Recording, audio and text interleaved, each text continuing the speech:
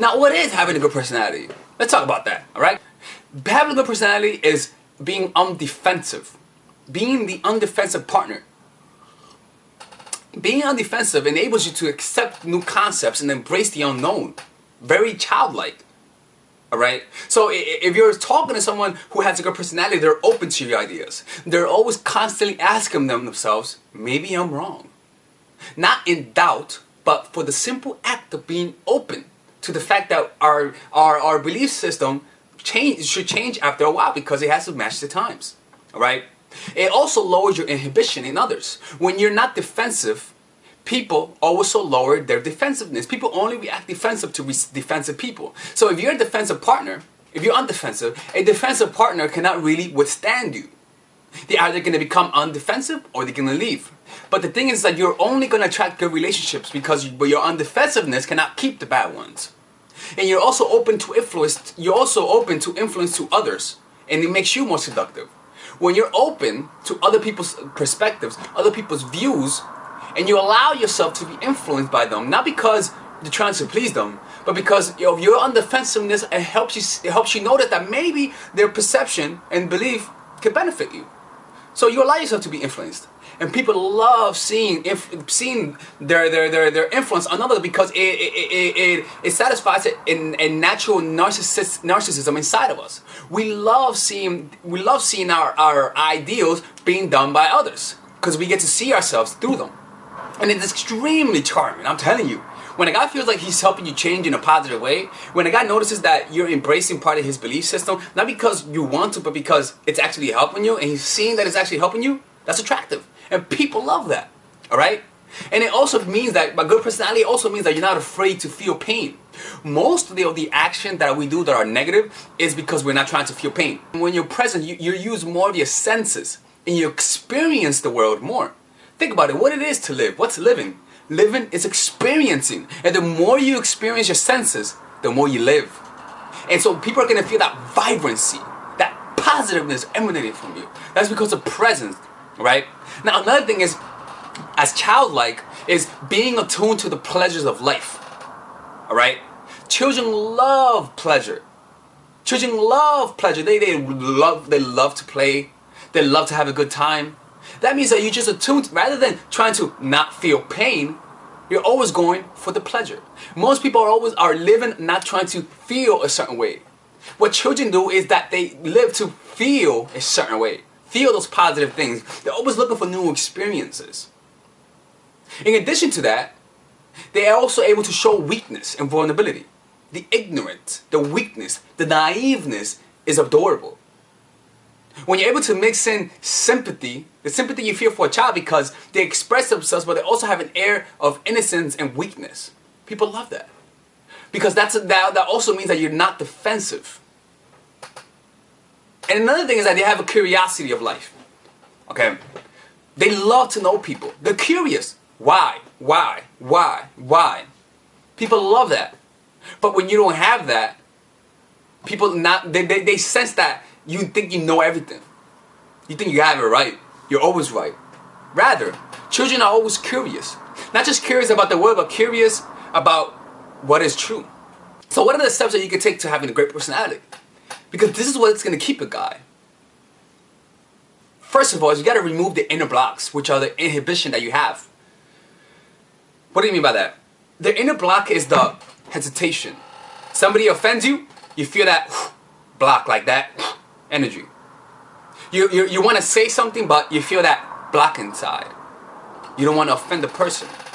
So all you really have to do, because most of the time, we just suppress those inner blocks. We suppress it by not even thinking about it or even hoping to take action by suppressing it. So what do? The first step is just to notice it. Just notice it. Just notice it. Simply notice it. I call those moments of needs. If you don't know what I'm talking about, just intentionally get rejected. Intentionally go into an argument and be wrong. And notice how it is to feel like you're wrong. You ever been in an argument and you feel like you're wrong? You see that knot in your finger, like the knot that says, I'm fucking right, I'm fucking right, I'm holding on to that shit. I don't give a fuck if I sound like a hypocrite. Just notice that feeling. Notice it. Notice the feeling of wanting to impress people before you speak. And when you notice that feeling of wanting to impress, now when you notice it, now you have the ability to either act on it or not act on it. Notice anytime you hesitate to take action. Notice moments of pain. And notice the time that you're trying to not feel the pain. Notice what motivates you to put up certain statuses on Facebook, on Instagram, on Snapchat.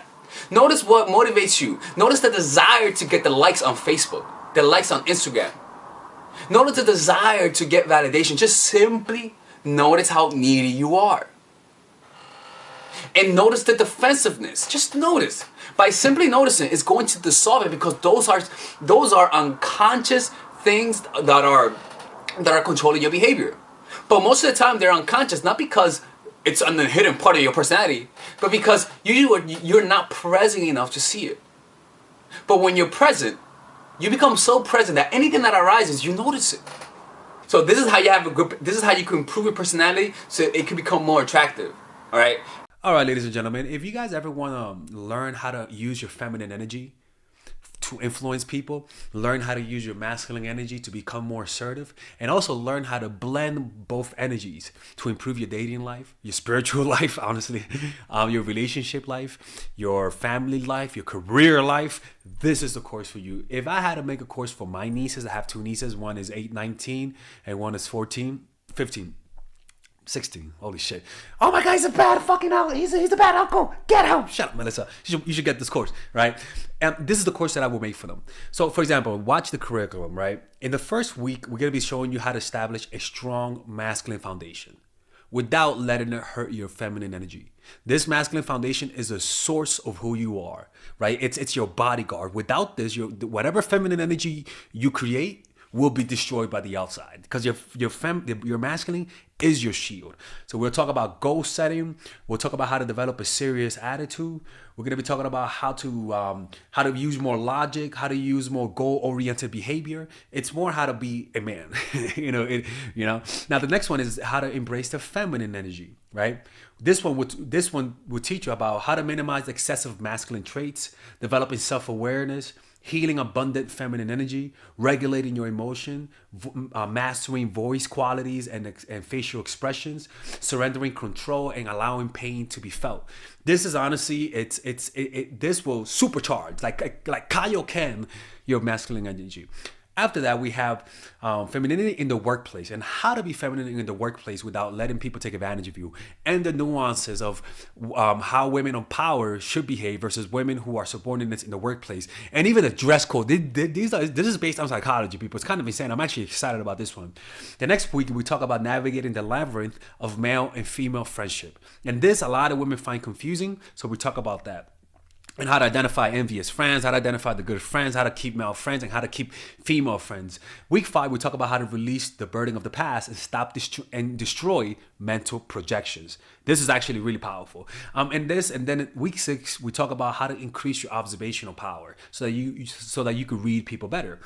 And we have a bunch of bonuses. The course starts at $99, and you guys can pre-order the course today at $69 before it goes out. If you're watching this, most likely I'm in the meditation retreat, so I will be praying for all of you guys. And just click on the description down below of the video. Right there, you'll see it, and you could pre-order that course. It's gonna be out by the end of next month or the beginning of February of March. One of the two, people, because I have a 10-day retreat to do, and I want to finish the course after the retreat, because I think the ideas are gonna be so much better. All right, man. I'll see you guys later. Pre-order, man. I'm closing the channel.